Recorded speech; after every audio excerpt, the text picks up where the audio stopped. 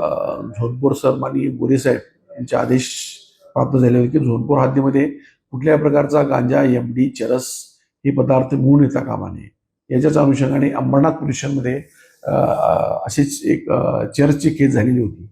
आम्ही सुद्धा संजय गांधी नगर रेल्वे स्टेशनच्या बाजूला काही व्यक्ती महिला गांजा विक्री करत आहेत अशी बातमी मिळालेली होती. त्यानुसार आम्ही बऱ्याच वेळा छापे टाकले होते.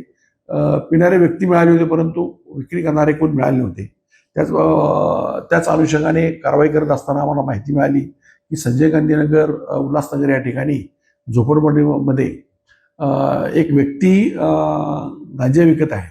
यानुसार आमची डीबी टीम आणि आम्ही स्वतः छापा टाकला असता त्याच्यामध्ये अशोक रोकडे नावाचा ग्रस्त यांच्याकडं 700 ग्रॅमचा गांजा मिळाला आहे.